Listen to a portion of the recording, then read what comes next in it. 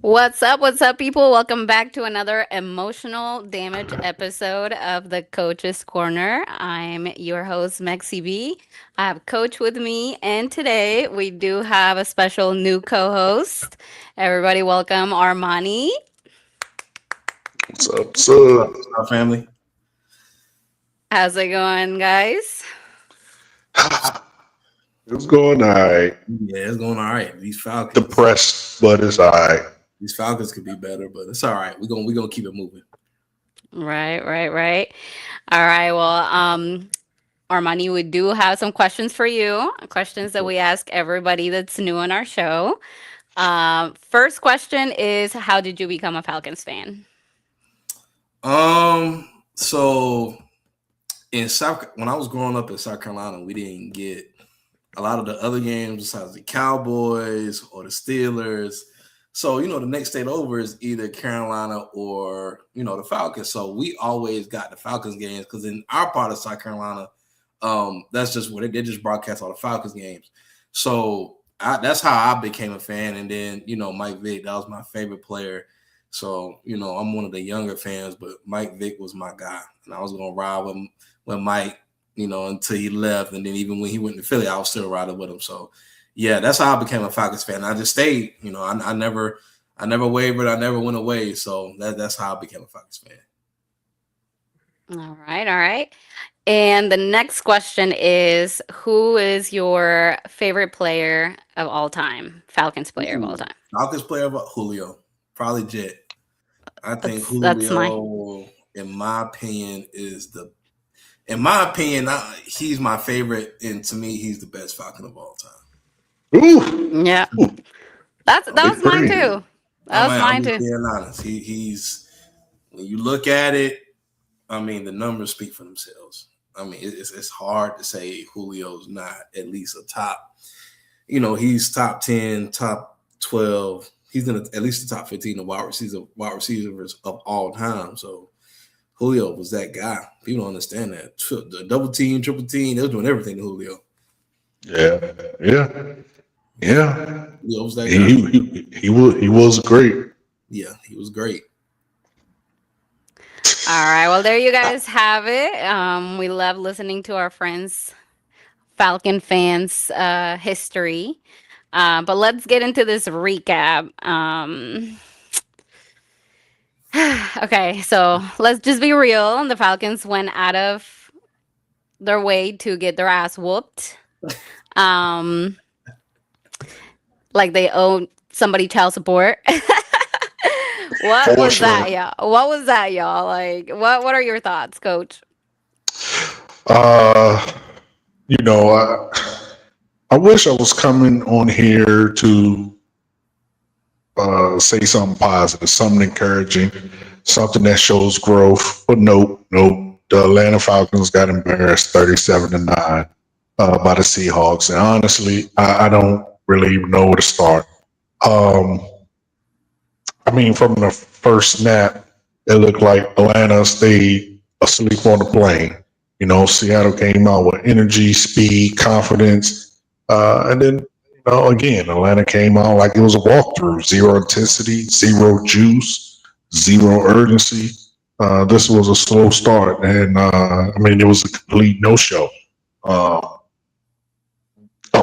Great that the defense held them to what was it, 6 points by halftime.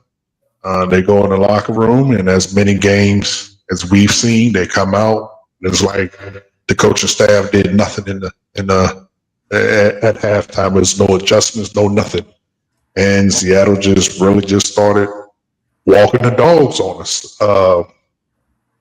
Drop passes. I mean, it was a pathetic showing across the board, and I mean, I'll get more into it later, but it was sad. It was sad. It literally was sad. So can't hear you, Deb. What about you, Armani? Yeah, it was pretty bad. I mean, when you look at it and you look at even the numbers, the numbers don't even tell the full story. But if you watch that game, you can tell. The defense held strong. I mean, like Coach said in the first half, but when they came to the second half, that's when Seattle started taking off because the offense can't sustain drives. I mean, anybody will tell you, especially when you watching this game, if you can't sustain drives, I mean, your defense is going to wear out. And not only can you not sustain drive, I mean, Kirk Cousins turned the ball over twice, and that puts them in great field position. So when you turn the ball over and you can't sustain drives, your defense is going to wear out. I don't care how great they are. Legion of Boom. You can go back to the 2000s Raven defense. 85 Bears. Like, don't mind. Don't matter. They're going to wilt. So Kyle Pitts, we had a Kyle Pitts kind of sighting, 6 receptions, no touchdowns. But, I mean, everybody else is pretty mid. I mean, Bijan, you can't ask Bijan to do but so much. If I'm in the red zone, I'm like, okay, Bijan. But still, it's kind of like when you look at it, it was bad. It was the only thing that we can look at and say that's improved is the defense. I mean, even though they gave up 37 points, you got to look at the context of how that happened too. So with that being said, hey, Falcons took a loss and then they got embarrassed. They got embarrassed at home. 37-9. Did we even score a touchdown that game, or did we kick? We kicked. It was all field goals. It was all field goals. Exactly. So when you can't score a touchdown, I mean, hey, there are some questions that have to be answered. You gotta, and now that we are eliminated from playoff contention, the meetings need to start going on. Things need to start being answered. Conversations need to start being had. I think we scored a touchdown, but then they took it back because he stepped out of freaking bounds. So it was like, okay, of course Mooney would step out of bounds. Yeah. I'm like, I stopped taking notes after the first quarter. I was like, I'm done. I'm embarrassed. But just like I moved on from my embarrassment, let's move on to our favorite segment, the good, bad, and the ugly. Who wants to go first? I'll go first. So for this game, the good is yet again. I've given this young guy so much praise. I mean, I've seen the talent before he was drafted, and I just knew he was going to be special. But James Pierce Jr., man, that young kid, that baby bird is flying, man, and barring injury, knock on wood, man, the man stays healthy. The man takes care of his body. He might just literally be that one. I'm talking on one of the greats, like Michael Strahan level, like Lawrence Taylor level, like generational defensive player. I mean, the man he just looks good when you see his moves, his swim moves, his power moves. I mean, his just ability to get into the backfield without getting touched is from what I see on the field. I mean, it's better than Walker's. It's better than everybody. So he definitely gets my good. And then for the 5th straight game to get a sack, it's just like, yeah, man, that young cat he's balling.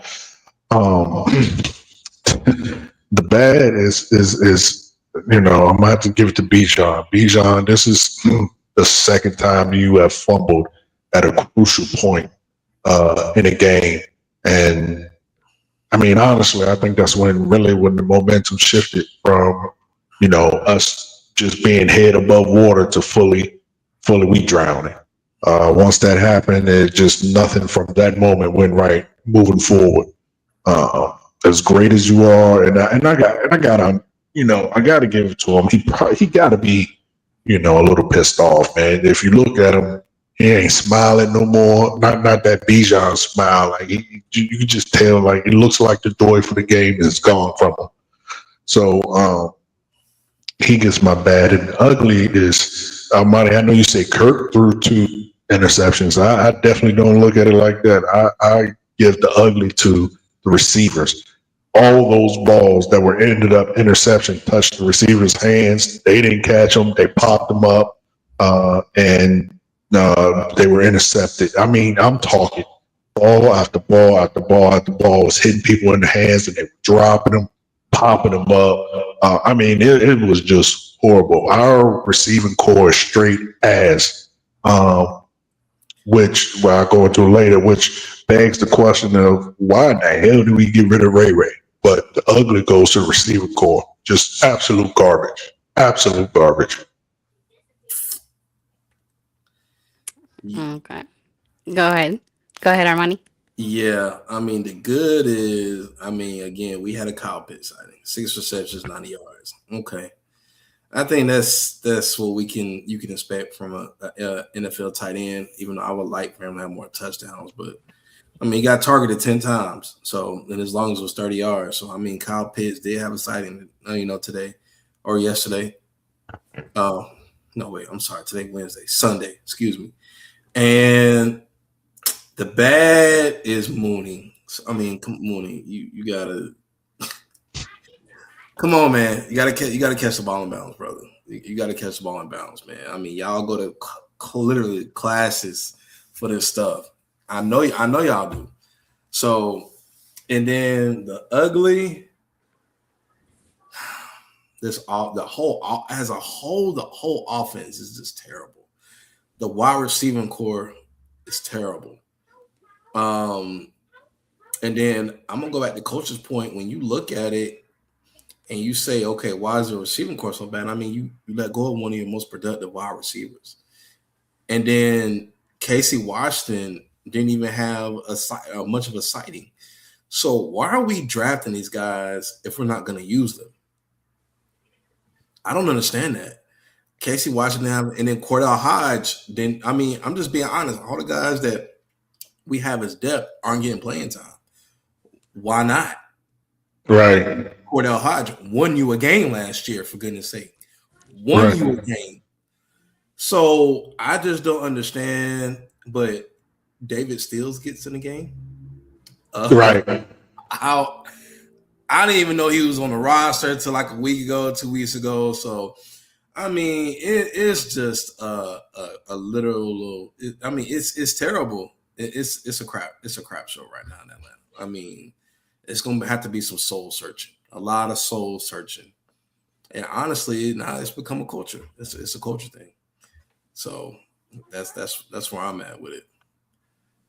Yeah, I was actually thinking about that too. Kaderl Hodge. I'm like, why haven't they put him in the game since Drake's not on there? But yeah, I haven't seen him either. So that's crazy.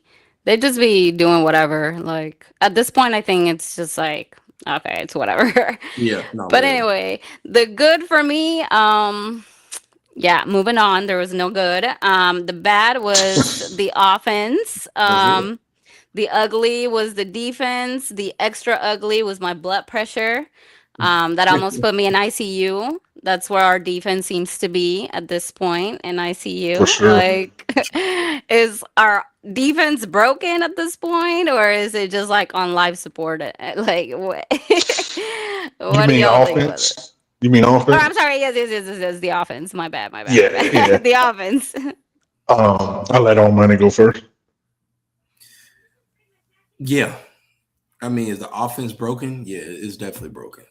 And here's why, because when you have a guy that shows that he doesn't know what he's doing, play calling, that just makes it that much worse. It seems like Zach Robinson only wants to get the ball to two players. That's Bijan and Drake London. And if Drake London's not there, Kyle Pitts. You can't I see Zach Robinson. My problem with him is you got to do what the defense gives you, and you can't abuse the plays. If the screen isn't there, stop calling it. It's not there right now. And this Kyle Pitts screen, I don't know why we keep throwing screen. He's not that breaker. No, Kyle Pitts don't catch screens. We know that. He's not that speedster. Ray catches screens. Maybe Darnell Mooney catch a screen, but I just don't understand why we keep trying to do these screens. And then again, if Bijan isn't having a good day, give Tyler more touches. Bijan ain't in it, let Tyler get the ball. So we have a play caller that clearly does not know exactly what he's doing. And then not only that, I mean, you got Kirk Cousins coming in for Michael Penix Jr. Granted, yes, some of those balls were, I think the interceptions were tips. Yeah, all of them were. All of them were. Right. Okay. Yeah. So at the same time, though, it's kind of like, okay, you can't really expect much from Kirk. Fell off a cliff last year. You could Father Time has caught him, and it's going to catch all of us, and that's really what it is. I mean, you playing football, you about to be 40-something years old, but that's neither here or there. But to be honest with you, the offense is broken because the system of the offense is broken. Yeah, I wholeheartedly agree. 9 points. When you have Bijan and I understand Drake wasn't playing, but you have Drake, and then you have Cal Pitts, a solid tight end. We have weapons, and this is the production. It's literally unacceptable. The play calling is predictable. The execution is sloppy. The red zone is a horror film. Although I think we were like one of the best in getting, like, once we actually get to the red zone, we score. But we can't get to the red zone. That's the crazy part. It's like this offense has no identity, no rhythm, and no heartbeat. It's baffling to me. Like Armani said, we continue to do the same thing, and this was one of my issues with him last year. And I don't know if you, Armani, remember, or if our fans, people out in YouTube land remember. But this was one of the things he did a lot last year. Was he'll do a screen, and one particular game last year, he did the exact same screen 3 times in a row. It's like, what are you doing? Like, you think you playing Tecmo Bowl or Madden? Like, bro, you literally ran the same screenplay 3 times in a row. Like, come on, bro. Like, and then he gets up on the internet of Al Gore and says that he prides himself on. That's what he did when at his other job he was the third down guy. Yet we have one of the worst third downs in the league. I think we're like 28th on third down. I mean, it's a horrible shit show. Horrible shit show. Like I said before, it looked like that.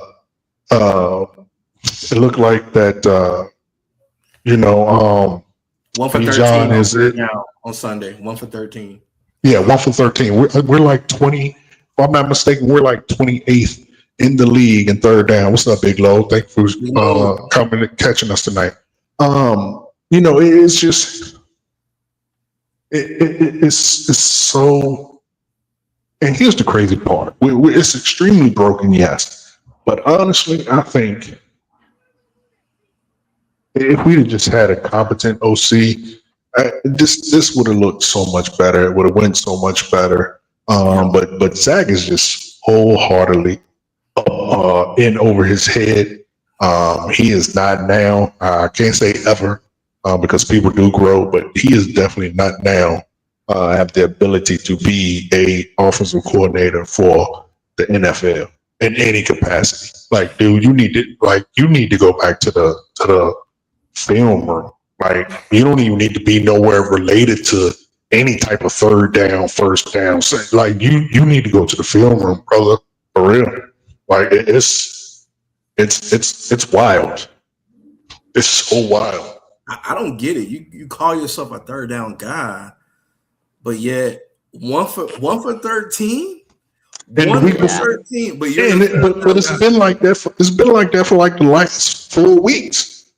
We're like 2 for like our third down percentage the last 3 to 4 weeks has been absolutely horrible. Absolutely horrible. I think the week before that we were like one of the previous weeks, either last week or the week before that, we were like 1 for 14. Yeah. Maybe that's why they call him a third down guy. He screws it up at third down every time. No, literally that was his.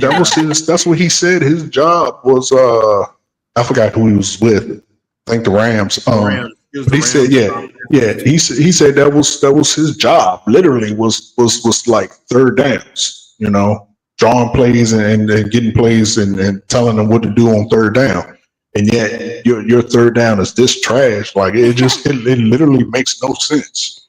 And coach, I think the thing is, people. I mean, when you get the third down, right, you got to get the third and manageable. You can't get to third and 10, third and 15, third and 12. You cannot get in those type of situations. And that's No. where I think the Falcons find themselves in. We get in the third and 12, third and 10, or third and 8. You got to get the third and manageable, third and 3, third and 4, third and 5. So you have more room. You're not forced to pass the ball. See, when you get in third and long, you have to pass. Right. You don't have a choice. So, third and long, Or you got to get out of third and long. or Third and or manageable is where you need to be. Third and manageable is where you need to be. right. Or Armani, you don't do something absolutely utterly stupid like I think it was second and I think it was either second or third, but it was real short. And what does he do? He does a toss, like something. I was like, "What are you doing?" Like, bro, go straight. And then the very next play, what does he do? He goes straight ahead with Tyler Algier, and we get the first down. But it's like, dude, it's whatever. I think it was third down, but it may have been second. But it was like 2 yards, 3 yards, and you throw a toss. Like, what in the heck? What, bro? I don't understand it. I really don't understand it. Because people don't know when you throw a toss, you're going behind the line of scrimmage. Right.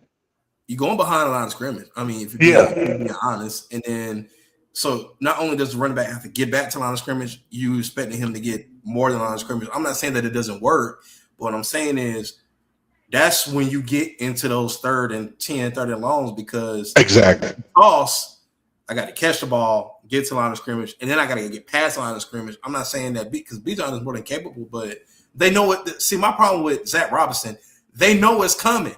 They know we don't have no other trick play besides Bijan. I don't know if it's the same last name.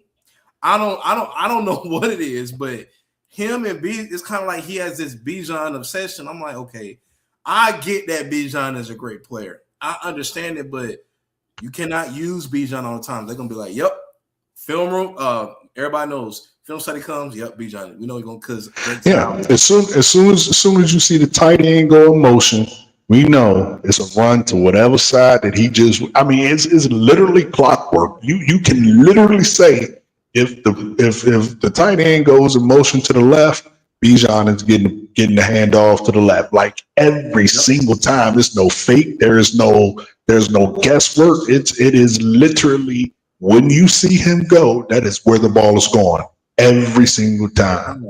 It's wild. It's predictable. It is very predictable. I mean, in a world of offensive creativity, where you have to be creative, you got to be more creative with the play calling. And my problem is, you was under Sean McVay for a while, so I'm like, when I look at the Rams play, I'm like, Sean McVay's plays are pretty creative. He's pretty creative as a play caller. So you mean to tell me you sat under Sean McVay and didn't learn nothing? Yeah, that's what I think that's literally what happened. I think he was only in charge of third downs, like he said, and he really didn't pay no attention. Like, there's no way you studied under him. Like, just everything about your playbook is ass. Everything is just a whole garbage. It's vanilla. It's very vanilla. It seems like he got a playbook. I mean, full of Madden. It's like Madden plays. Yeah, that's what I said. Yeah, Madden got tosses on there. Some of these, and then another problem that I have is when you want to let Michael Penix get under center, but as soon as Kirk Cousins come out, Kirk Cousins is under center. Yeah, and give us a bullshit excuse that Michael Penix wasn't comfortable under center.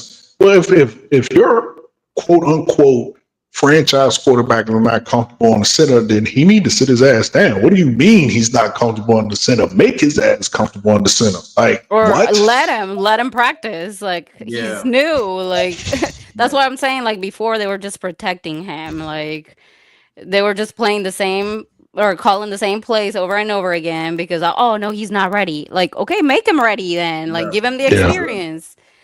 But yeah, Yeah. I agree. Coach, by the way, let me see your settings on your mic real quick. Are there like three little? Because it Yep. sounds there's an echo one. Turn it down.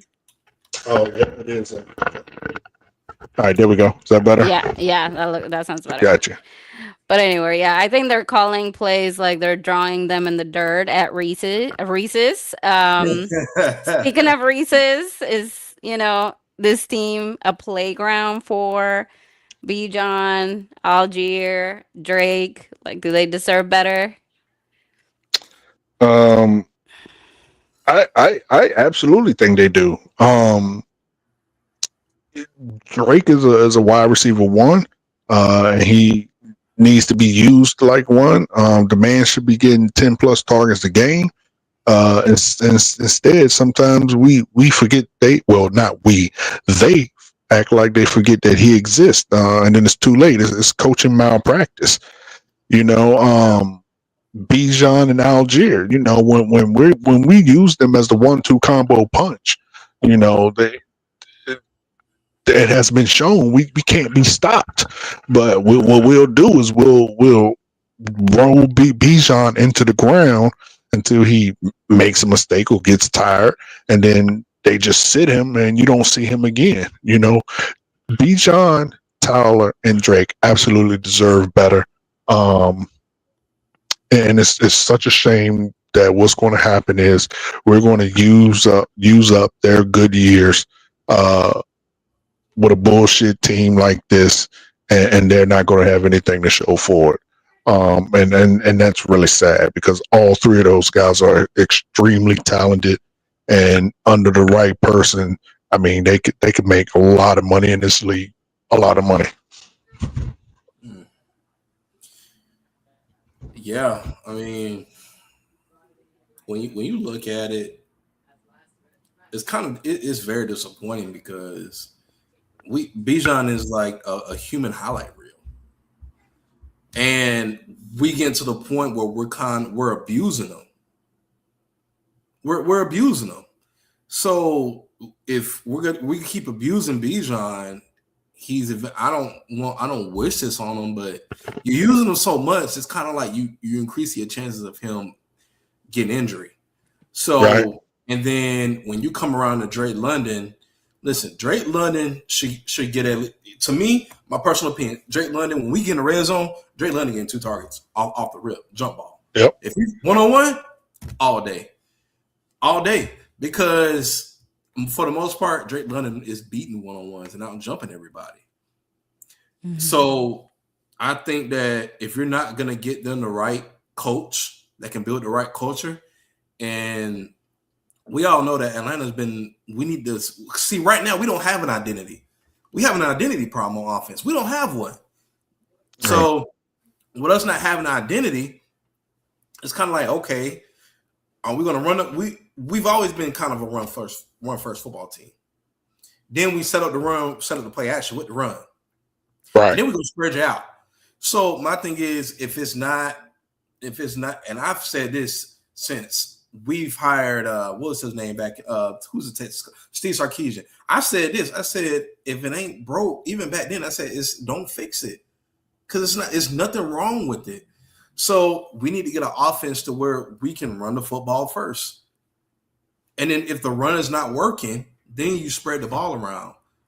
But right now, Zach Robinson is clueless. He doesn't know what he's doing. And it's clear, when you 4-12, that's not the players. That's coaching. And that's coaching.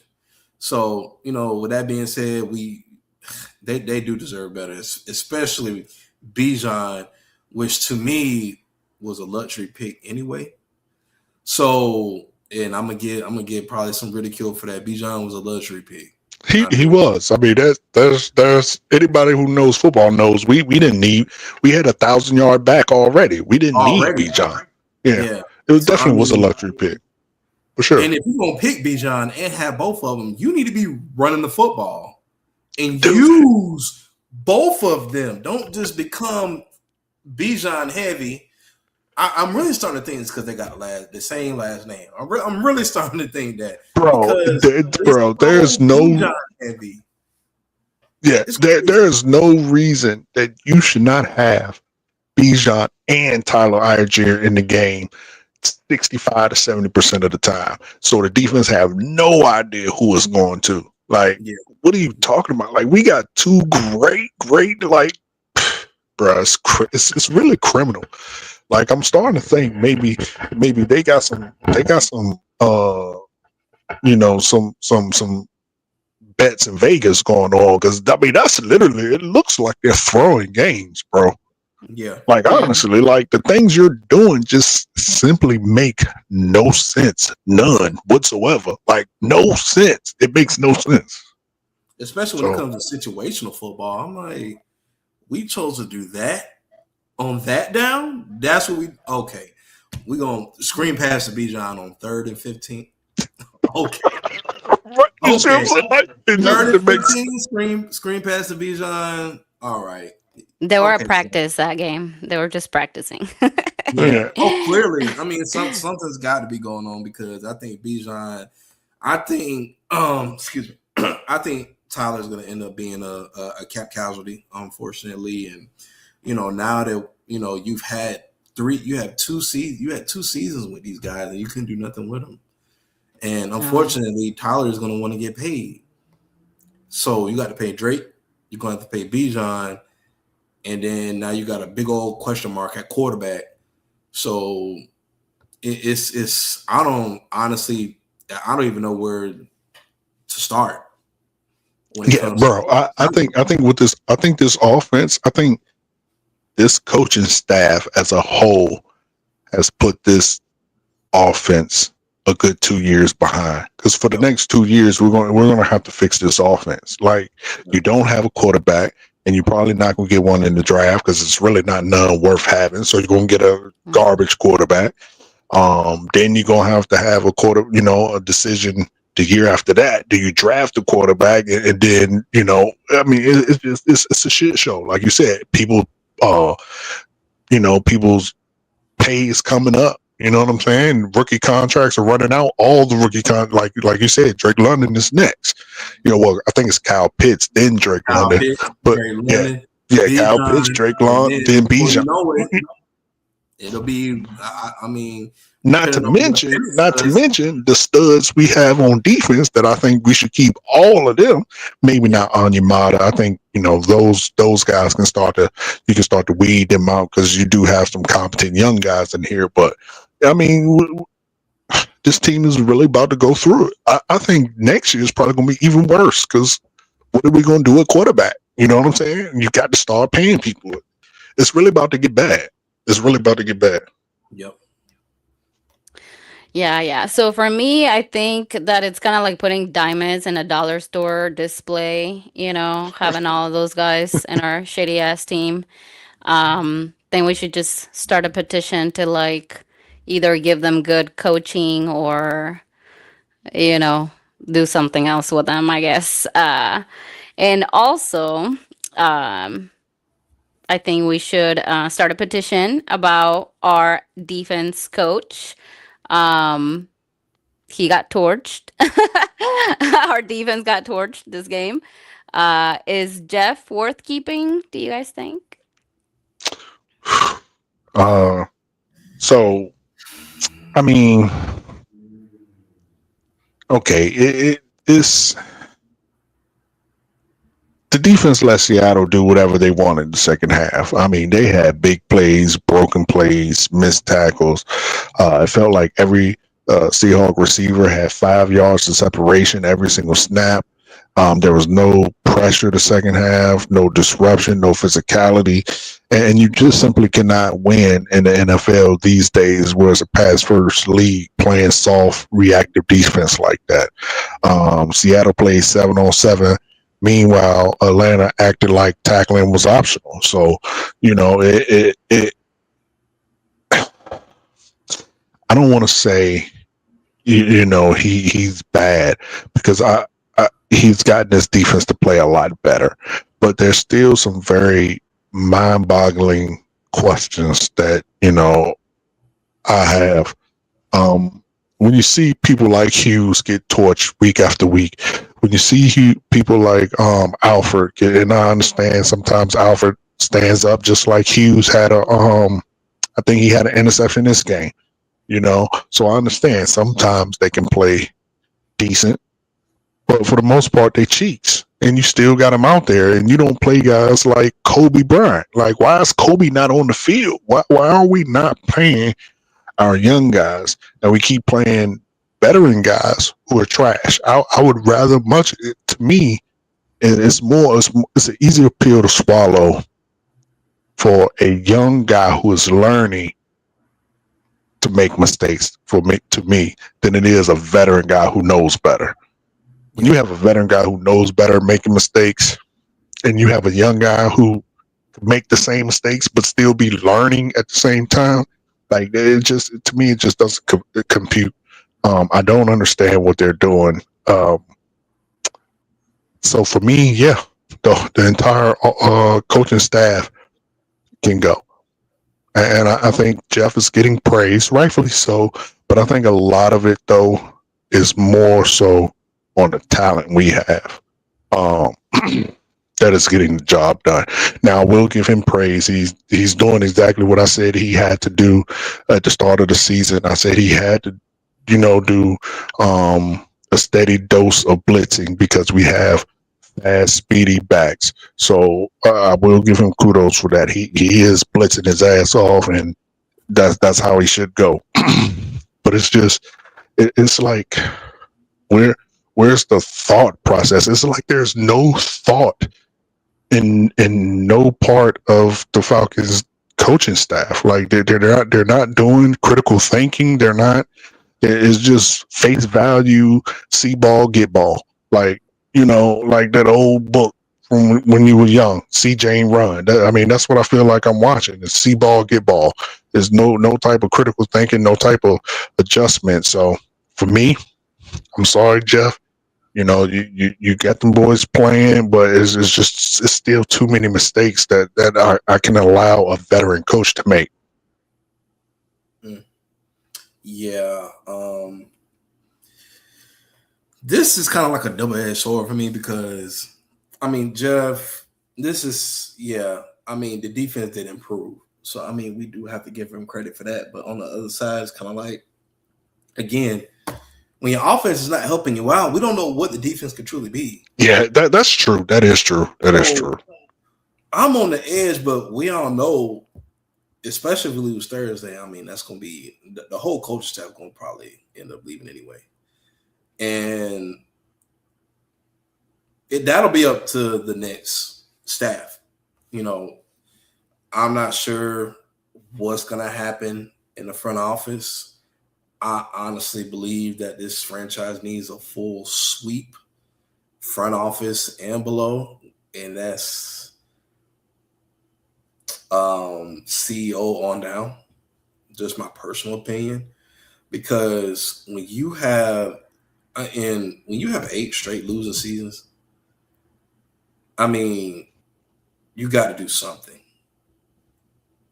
You've got to do something. Terry, no offense, but he's going to be another casualty. Because even though, Terry is getting the players. He's absolutely doing his job, and that's the sad thing. He's really doing his job. Casualty. So, with that being said, it's time. It's time. We're going to have to let Jeff go. We're going to have to let Jeff go. Oh, special teams coach. Oh, please go. Special teams coach go. Yeah. At this point, everybody has to go. It's no excuse. He ain't even a thought. They should be. Yeah. He should be in the unemployment line yesterday. Yeah. Yeah. Nah. He it is bad, but sorry, Jeff. I think that you are a good defensive coordinator. But I do too. You're just going to be a casualty because of everything else that's going on above you. And honestly, before you even got here, you're just going to be a casualty because everybody else is going to go. So unless you're going to promote Jeff to HC, which is what I doubt, But yeah. So you Sorry. think they're gonna get rid of Morris? Yeah, I mean, you got to. You got. I mean, We have to, but are they going to? no, they're going Well, Falcons to. don't make the best. we'll dive into that a little bit later. Yeah, We're gonna yeah. get into that. We'll get there. We'll get to there. Yeah. Well, I mean, yeah, we're actually at that point. Is it, our coaching? Is it the players? Is it discipline? Like, um, they just keep getting flags left and right. Like a Black Friday sale. Like, what do you think it is? Is it the coaches? You think So that's so normally the answer to that question is yes, it is the coaches. But caveat, this past week, I'm not gonna put that on them. To me, this was a whole team loss, meaning the players. Like they simply, for whatever reason, it could be because they're so dejected from the coach that they've just given up, but I mean, you simply cannot have the many dropped and tipped passes. You simply cannot fumble the ball, when we're driving down the field trying to build momentum. You simply cannot allow a running back to get stuffed in the backfield, bounce out to the side and get what was it, like 80 yard, like it was a crazy run. That is solely on the players. But again, I'm not going to say that it is not a byproduct of bad coaching. But to me, this game was simply, this game and this game only was simply on the players. But players are direct. That's why it's so hard, to gauge this team, because players are a direct reflection of coaching, and the coaching has been horrendous. But I have seen time and time again players drop passes, players fucking up. So I mean, it's just sad, man. It's so sad, and it is so frustrating to talk about the same thing week in and week out. Like, god damn it, fix it already. Do something. Like, just show me you trying to fix it. Do something, bro. Yeah. Well, we're gonna go out there and we're gonna find a way to do better, and we're gonna do better, and it's up to me to make us do better. Bitch, then do something. Like, quit telling me you're gonna do better. I hear and do it. In any other sentence that he says, I'm gonna lose it. Found a way, figure it out. I'm just like, every week. You are a broken record. Yeah. Car salesman. Snake oil salesman. He say the same thing over. We just got to find a way to do better, and I'm gonna do better. And there's not a bad team; it's just bad coaching. Well, no shit, Sherlock. Like, we know this. Like, what the fuck? We know already, bro. We don't want to hear that bullshit. I wonder if that's what he said in his interview when he got the job. We gotta find a better way. We gotta do better. We gotta do. I mean, he just is so annoying. Like, dude, shut up already. I don't want to hear no more platitudes. I don't want to hear no more slogans. I don't want to hear no more rah-rah speeches. No, I don't want to see you sing Kumbaya. Quit talking and put some action on the field. That's what I want. Yeah. I mean, when it's all said and done, when you look at it, I mean, this is what stuns me. You brought him in here because you said, okay, and he even said himself, if we had a quarterback, then I wouldn't be here. I was brought here to make the playoffs. You're going 2 seasons and you had two losing seasons straight, and got worse with better talent. So it bothers me so bad, because I'm just like, okay, you were brought here to win, but you're not winning. And that's why I think also it's coaching. It's coaching. It's 100% coaching, because you can't. You mean to tell me we held Seattle to 6, and in the first half, and they come out and just score 30 straight points. I mean, the players laid down. That's coaching. Because they just like, okay, well, offense, they're not going to score. And I'm sorry that they had that mindset, but I'm just being real, because every time I go to sit down and get some water, defense back on the okay. I mean, I'm just being honest. I go to sit down, I can't even get a drink of water before they say, defense back on the field. Mm-hmm. It's already third down by the time I sit down and get some water. Like, so, it's coaching. I mean, when 4-12, that's coaching. 7-9, Yeah. 7-9, 8-9. Okay, you can 7-9 around this time of year. Then you got 4 games left. You can with Philly losing, what was that, Sunday? You can make an argument. Okay, hey, look, we can win these last 5 games, 4 games. We can possibly win the division, because not only, I mean, the Bucs lost too, so we can probably win the division. If Carolina can lose another game, and so even if we were 7-9, or I mean not 7-9, like 7, what was it? We would be what? We probably what are we, 4-9 right now? 4-9, so we'll be what, 5, 6, 7. We'll be 7 yeah, because we could have won 4 games. I mean, 3 of those games. Anyway, I'm sorry, I didn't even go. But you got to find a coach. You got to find a coach. You don't have nothing. For sure. You don't have a coach. The coaching and the talent has to coincide all on one team, or it's not going to work. Because you got the talent all day. If the coaching don't match that talent, and you can't make them coincide with each other and get together to work, it's pointless. It's pointless. So, Raheem has been real, dude, but this is a results-oriented business. This is not one of the things where, because I mean, none of us can go to our job and have these results and still have a job.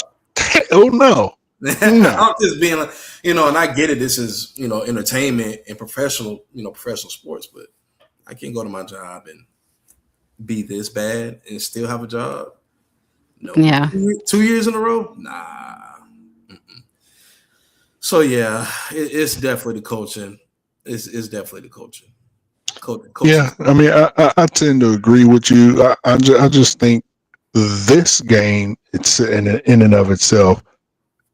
I don't know. I think it's both. Like you said, you can't have penalties at the worst possible moments, drop passes, missed blocks, missed assignments.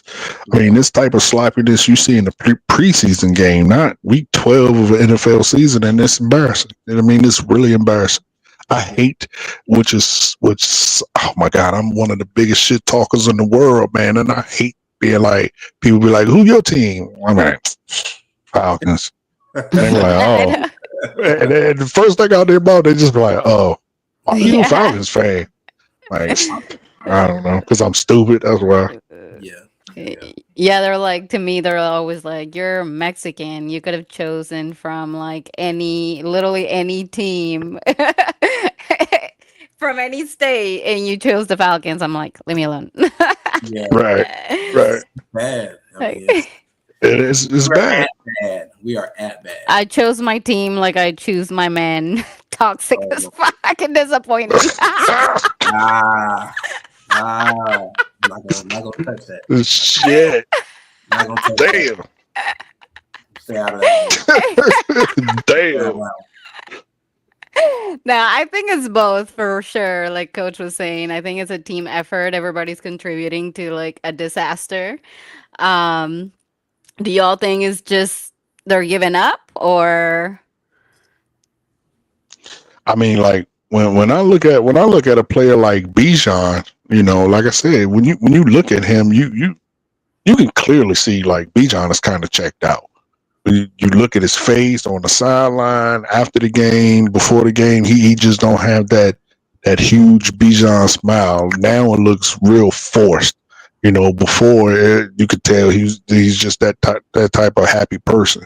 Now it just looks forced, like he's forcing himself to smile and and be happy, because he's in front of the camera and that's what he's supposed to do. But I mean, he looks dejected, and like I will agree with Armani. You come on the second half, and I mean, you just nothing. Lay Like, down. yeah, Lay I down. mean, they have to have given up. Like, there's no ifs ands buts about it. They have to have given up. I mean, it just, no one looks like they want to play. No one. Everybody. Yeah. I think only the defense really, but everybody else, especially people on offense, they checked out. They're like, man, we can't move the ball. We can't do shit. Our OC suck.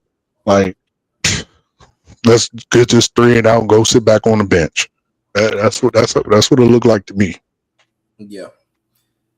Whew, yeah, they I mean, you could body language tells. Body language does not lie. And the body language is I'm tired and I'm over it. Everybody's look on their face is kind of like, okay. And again, we know why they over it. I mean, if we be honest, we know why they're over it. They're tired of going the rigmarole. And if you look on, I think we had a Ray Ray McLeod sighting today on Instagram, and then all the players are like liking it, saying pretty much like, okay, I've been through a lot, and it's a lot of things that he's not saying, but I got the sentiment of the post. Yeah, especially when he said it wasn't performance based. I was like, oh yeah. Yeah, we got the sentiment of the post, but and when you got players like Michael Penix and others liking the post, they're like, okay, yep, they're done. Because I mean, you could tell when the players check out on their coach, that's when at this point you just there. They're not listening to you. They're just going through the motions. They don't believe you. The penalties are gonna start rising. Yep. The mental mistakes gonna start rising because they just don't care. And they're frustrated. Yep.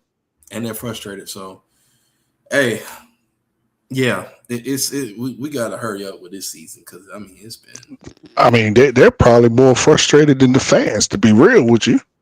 Yeah. Oh, I'm gonna say yes and no on that because the fans, and I always say this, and I'll put it into perspective. I got an 8-year-old son.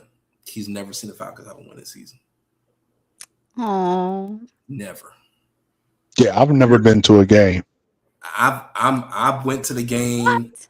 I went to the game this past year on opening day, and I'm just like, even when we lost that Bucks game, I kind of felt like, okay, we got Michael Penix. I'm like, we got something here, but yep. I mean, it's been rough. We have not had a winning season since the 2017-2018 season, and that's sad, So, and it's so crazy. That's when I went to a game. I went to a game in Atlanta. We played the Bucks in 2018 and we won. Yeah. So that was a lit game. So then I went to another game up here. You went to a Bears game, didn't you? Yeah. Bears and Falcons game in Chicago, which by the way was horrifying, especially after we lost. Everybody was like talking shit. Like some of them were like mean, like y'all suck, blah, blah, like they were saying like really rude things. I was like, okay, let's get to the car.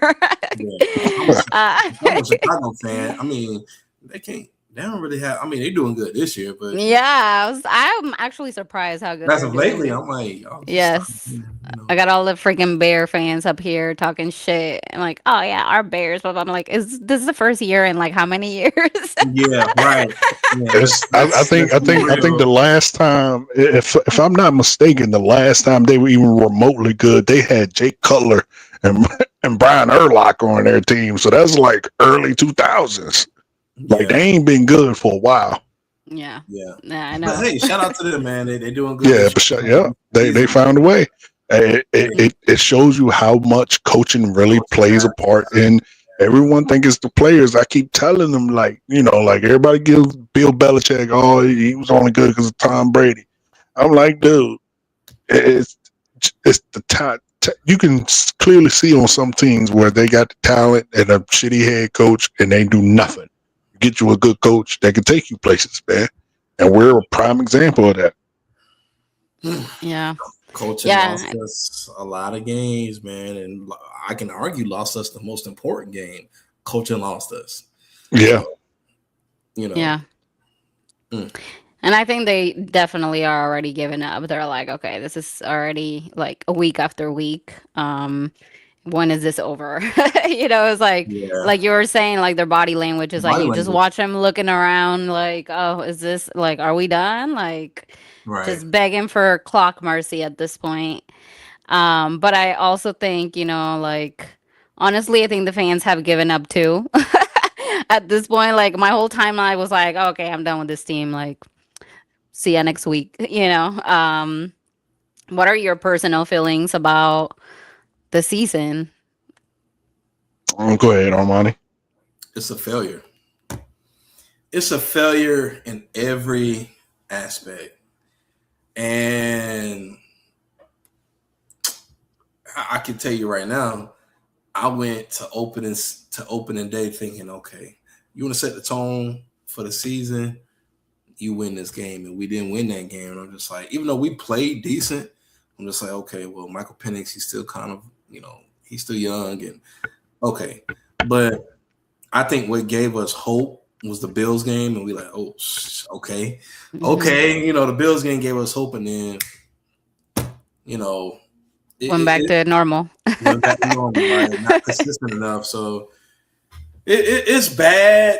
It's gotten pretty bad, and it's gotten bad to where the fans are not. I mean, I looked around the stadium, during game time, and when we played this past weekend, I'm looking on the TV like there's some empty seats in there because fans are fed up.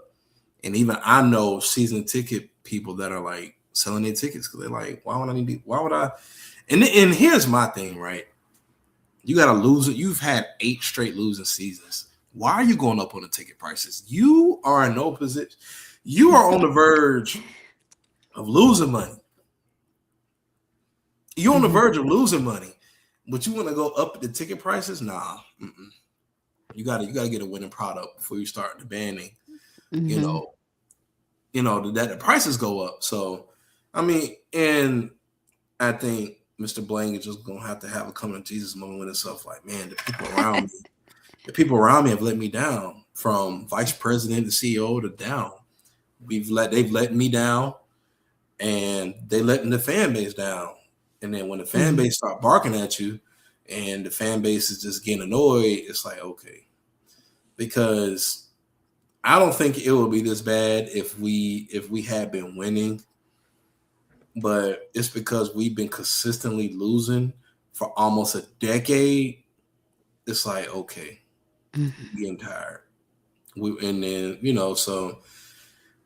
the thing about it is that Atlanta is not one of those markets where it's a lot of homegrown. I mean, it is a lot of homegrown Falcons fans, but you got other people from other states coming in and going to the games. So, I just think we need a whole rebrand, reshift, and reculture, reevaluate from CEO to production people. I mean, it's got to be a total revamp. Not really a personnel revamp, but like a front office revamp. That's what it's going to take for us to start winning again. And I've said it before, and I say it again. We got to start at the top with the CEO on down. I mean, Arthur Blank owns the team. You can't, but I mean, at his age, it's kind of like, do you want to win, or is this just a thing that you have? That's my ultimate question. Do you really want to win? Because if you look at the coaching candidates that we let go, Vrabel's having a good season. Harbaugh's having a good season. What's my guy's name? What is his name for the Bears? It'll come to me in a minute. He's having a good season. They're all having good seasons. Except Bill Belichick. He's struggling on the college level. But we know North Carolina's a basketball school anyway. So And you know what? And it blows my mind. People are like, well, look at what he's doing in North Carolina. I'm like, dude, when has North Carolina ever been a football school? It's never been a football school. they've never been a really good. I mean, they might be ranked in like the top 25, but then they're not that. No, That bro. In the last probably 20 years, they may have done it three three times. Like times. they've never. It would have took him a good 5 years to turn that franchise around. Like Yeah. they're like you said, they're a basketball school. That's like going to Duke and expecting Duke to be a powerhouse of football. That just ain't gonna happen. They're not a football school. So They're basketball. yeah, it's. I mean, it's so easy for us to talk about, but until they start putting these things into place, it's kind of like we don't have no hope because we see that you're ignoring the real problem, and the real problem is sitting in your front office and it's sitting on your coaching staff. So if you're just gonna keep ignoring the problem, then it's kind of like, okay, well, as fans, what I'm gonna do? I'm not gonna go to the games because why? People don't understand. When you go to Atlanta, you got to go to the game. When you go to the game, you got to catch. If you don't, especially if you don't get there early enough, you got to catch a shuttle to the stadium, to the Benz, and then you got to pay for parking, go to the game, and then we lose.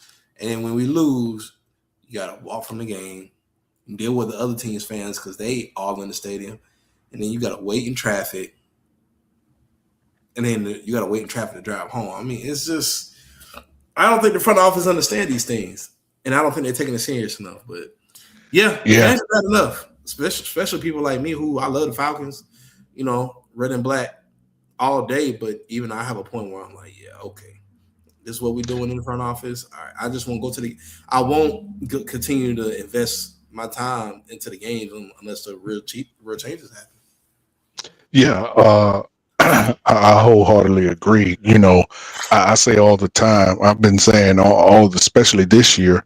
Who I feel sorry for is the season ticket holders. I don't spend money on this team. I spend my time equity or sweat equity in this team. I mean, I buy merchandise, but again, that's I'm not a season ticket holder. So for those guys who spend money, literal money on this team, like it's like a slap in the face right now. You like you said, you had the opportunity to hire good coaches, and this is what I think Arthur Blank inevitably needs to do. I think he needs to get rid of this so-called committee that he uses for hiring, and just goes with his gut. You're a good businessman. You created a Fortune 500 company. You clearly know how to spot people to put in the right position to grow your business.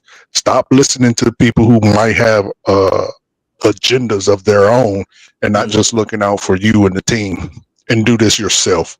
I think he needs to get the next time he needs to get his Jerry Jones on. Like, look, I'm going to do this. I don't want to hear nobody's, input. This is going to be on me. Yeah. Because as like you said, he had the opportunity to hire other people, and he said himself he wanted Bill, but the committee voted to go elsewhere, so that's why we got Raheem. And clearly, I mean, it was just a god awful hire, and now you're seeing, like, I've been a fan a really long time, really, really long time. So this 8 years of losing, to me, it only sucks because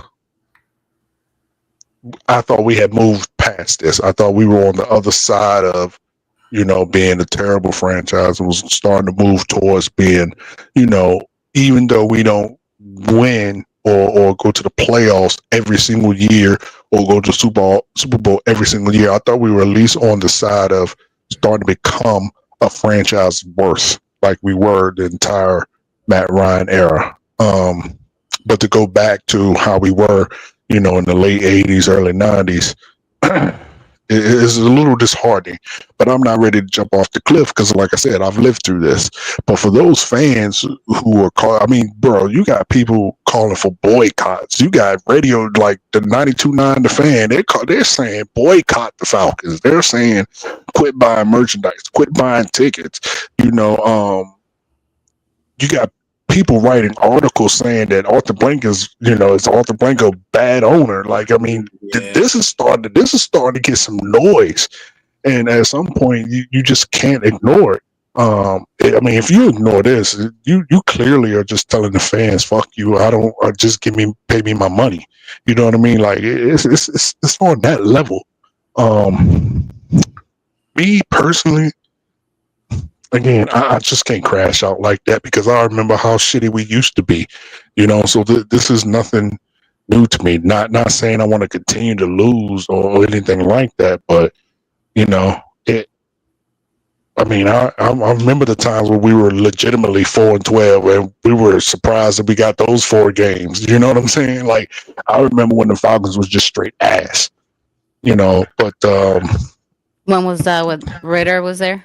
yeah, no, it Or was so Mariota? much worse. There were times where I think we were like 3-13 and 4-12. Like, there were some horrible years in the late 80s, early 90s. Horrible years. So, but yeah, I mean, I get it, but I mean, the noise is starting to get loud though. Like, I mean, you have, like I said, the radio station in Atlanta calling for literal boycotts. I mean, content creators saying that they're not going to talk about the team no more. People checking out, people not wanting to watch the games. Like, he's going to start to feel it. I think Big Low, shout out to Big Low, said he was at the game and the game was empty. I mean, it's starting to get bad. So I think that's the only way we can affect change. You start hurting Arthur Blank's bottom dollar. He ain't gonna have no choice but to do something. But like you said, I think it goes way beyond coaching. I think it is a whole culture change. Me personally, I think the rise up era is dead. Like, we need to move past that. Let's do something else. I don't know what that is, but I think the rise up era is over with. I think this team just, from, like you said, top down, from top to coaches, just needs an overhaul because we're continuously year in, year out, getting the same result, same product. So clearly it's more than just coaching. Yeah. But you know what's wild? We still, no matter what and how fed up we are, we always still turn the TV on, Yeah, I'm gonna be and here no back matter to what. maybe And this and week. that's the fucked up part because it's like, dude, I love this team. Like, why you making me feel like this, bro? Hmm. So, Yeah. Yeah. So, yeah, we got the next game, like it or not. We got the Bucks coming up. And, you know, speaking of stress, what are y'all's predictions? ass whooping. Are we in Atlanta or are we in Tampa Bay? We were in Atlanta the first time, I believe. Ooh. Wasn't we? Yeah, we were in Atlanta the first time. So we're at Tampa Bay. I'm about to find out right now, just to Yeah, because Cool missed the field goal. Yeah, we were in Atlanta. That's right. I'm tripping because I was at that game. That's right. Yeah. I'm tripping. Yeah, you going to Tampa Bay and Tampa Bay need to win. Yeah, and they coming off a loss. Yeah, you need to go ahead and don't let Drake play. Honestly, B-John and they got Chris back. That was his first game back was last week. Yes, his first game back was last week, so he gonna be even more prepared this week. Yeah. We're gonna get tore off the frame tomorrow night. Yeah, I think the Bucks gonna get that one because Carolina is right there with them. Carolina's right there with them. So somebody they battling out to see, and Carolina swept us. So they're gonna be like, man, we got to win because Carolina swept Atlanta. We got to beat Atlanta because if Bucks lose tomorrow, Carolina get the division. So yeah, we probably gonna get beat tomorrow.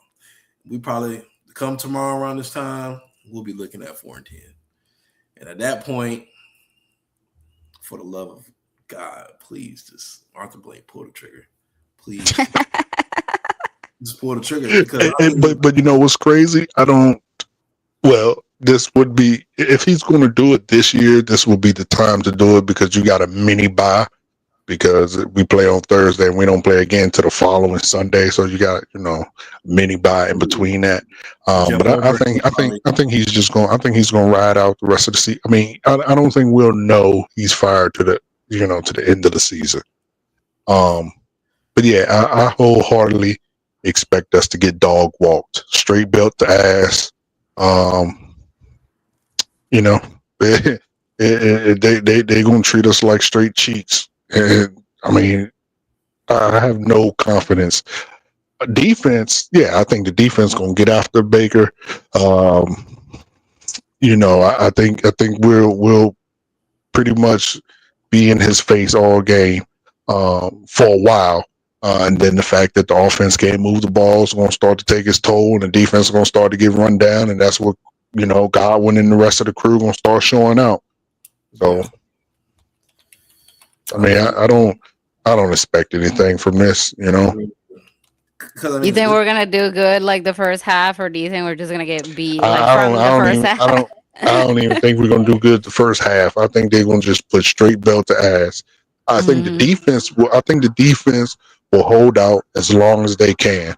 I think the defense would.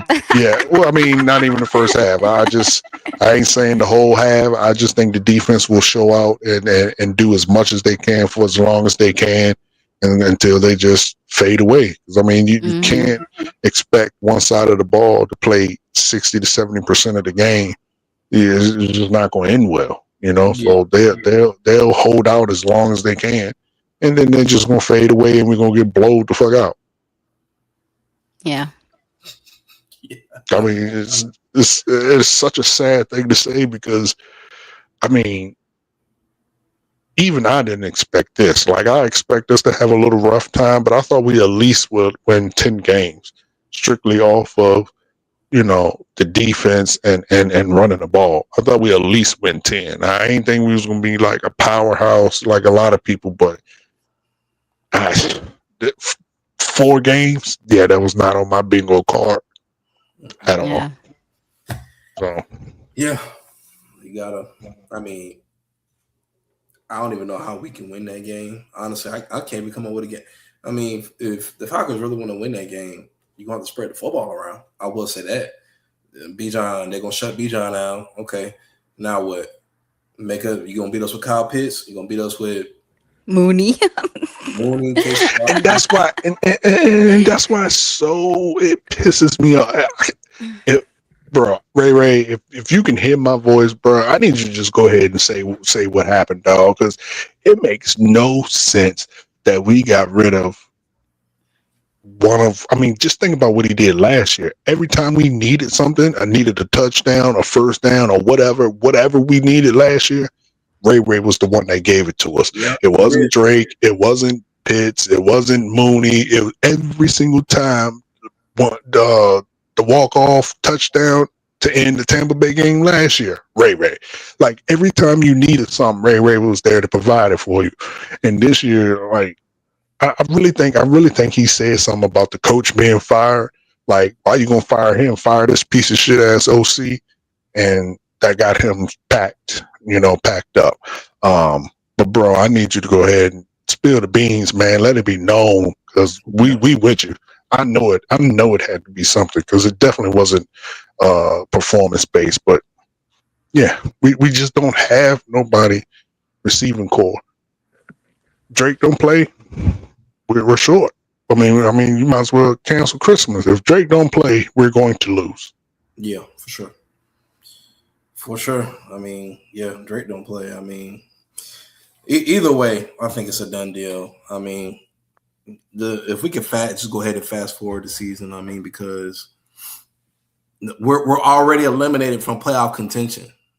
There's Yeah. no way we can even make, so yeah, my sentiments is exactly what coaches is. I mean, we can all agree that this season was a wash. And it was a very big disappointment. You bring in a guy again, you said that I want to make the playoffs, and you made that very clear to all your coaching candidates. Mike Vrabel made the playoffs. Right. Mike McDonald for the Seahawks gonna make the playoffs. Ben Johnson gonna make the playoffs. Yeah. Jim Harbaugh gonna make the playoffs. They're all Right. gonna make the playoffs. And you told us that your goal is to make a postseason run. Can't do that if you can't even get there. So, hey, soul searching. That's all I'm gonna say. That's gonna be my motto coming into the offseason, soul searching. I mean, he really think about this, Armani. He really has to, because right now you're on the precipice of losing, quite possibly, this franchise moving into the future. Like, people are fed up, bro. One is, cost of living is way too high. So, people are doing this really out of the love for the team and the love of the sport. But if you can't put a winning product out there and people are already struggling, why the fuck would I buy season tickets? Why would I go watch this crap ass team? I'm gonna stay home and save my money. Like, he is really on the precipice of, watching this team go down the shitter, for real, for real. Like, well, not the team, the fan base, because Yeah. And I understand them. Like, there's no way if I lived in Atlanta would I have season tickets. None whatsoever. None. Zero. Yeah. And I think that if Arthur Blank gets to a point where he can't handle it, I see his son walking around with him, trying to learn and understand ownership. Hey, listen, if it's that time to transition, you are 80-some years old, and we'll understand, because it is what it is. You might need to go ahead and let your son go ahead and take over. He's the one that's the only problem with that is, we don't, he could be just as bad or even worse, just like everybody wanted Matt Ryan gone. I always kept saying, you're like, yeah, it's time to move on, but y'all calling for his head, and what we can get in here could be worse, and we seen what we got. But shout out to Winston Thornton and the eye test guys. Go watch the eye test and follow them. They'll be coming on immediately after us. He says, what is y'all's percentage on Radio Raheem being let go after the season realistically? Before Winston, I would say I thought 80% that he was coming back, simply because the noise outside of football of him being fired, after 2 years, first black coach in an all black city, and no other coach has been fired in 2 years. I felt like that was going to be a hindrance. Now, with you got the radio station in the city calling for boycott, you got national press calling him a bad owner. I think now it's a 70% chance, 70-80% chance he's gone. Like, and me personally, like, yes, I want him gone, but I think it's actually will be a bad thing for the franchise to fire him. I think you make this decision, you got to ride it out. Just get a different OC. And why I say that is because we fire Raheem and get another coach. This will be 4 coaches in six years. No competent coach worth his weight is going to want to come to a team where you're giving basically your coaches 2 years to turn around a franchise that clearly is bad because you fired a coach. So you're not even giving your coach time to turn the ship around. So I think there will be a hindrance to a great coach. But I understand it. He's going to lose you money. So Arthur Blank really, in my opinion, is stuck between a rock and a hard place. And I don't know where he's going to go from here. But I think because of the noise, I think he absolutely get fired. What about you, Armani? Yeah, 80, 85, actually 90%, because it ain't even about him being Because I mean, I want a brother to win too, but dude, you got to put the results out there. I mean, the results have to be there. The results have to be there. You can't say, oh well, I mean, you got to win. You can't say tell Arthur Blank, oh, I'm gonna come in and go. We're gonna go to the playoffs, and then you don't fulfill your promise.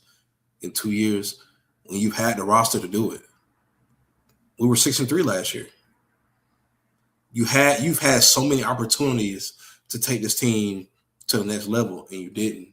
So somebody's got to get on the blade for that. And it's good. Trust me, people above him gonna be getting probably dismissed too. And I said, I hate that Terry is gonna be a casualty, but I mean, at the end of the day, this is a performance-based business. You got to win, and you about to go into your 9th season, and you haven't had a winning season in almost 10 years.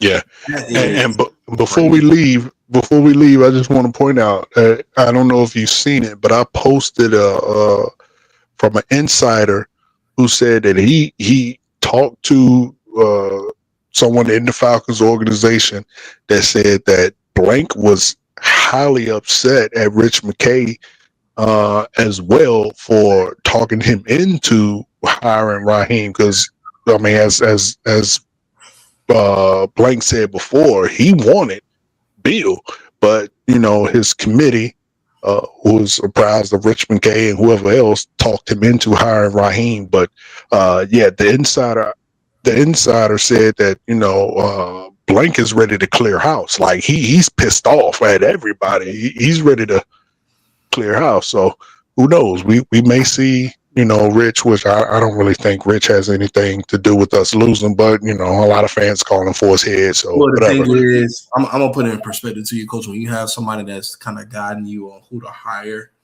and you taught me out of something I was gonna do, and you taught me out of it, and it's now blown up in my face.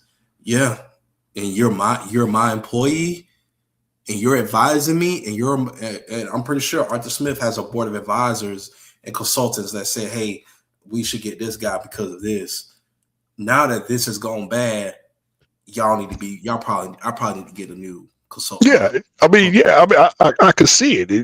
Again, like he said, he wanted Bill, but the committee, at the end of the day, he has the last say so, right? But like you said, he has a board of advisors that I'm sure he takes a lot into what they say. They didn't make him pick Raheem, but I'm sure he took a lot of what they said into a grain of salt, and that helped him, make his decision. But yeah, if I knew in my head I wanted Bill, and y'all talked me into getting this piece of shit, and look at where we at, y'all be pissed off too. Yeah, off what everybody said. So yeah, I can see it. And yeah, listen, I get that too. I can't trust you to make good decisions. Right, that's why I hire you for, is to make good. You're supposed to be my COO. You're supposed to help me make the greatest, the biggest decision. Yeah. Yeah, so I can see it. I can see it. Yeah. All right, guys. Well, that's episode 12 of the Falcons Got Embarrassed, period. Yeah. Shout out to the new co-host, Armani. Yeah. Thanks to our new co-host, Armani, for sure, for surviving this first rodeo here with us. Make sure everybody goes and hits that like, share, and subscribe button. We're out. Until next time. Same time, 7 EST, 7 CST, 8 EST time. Have a great night, everybody. Yep. Have a good one.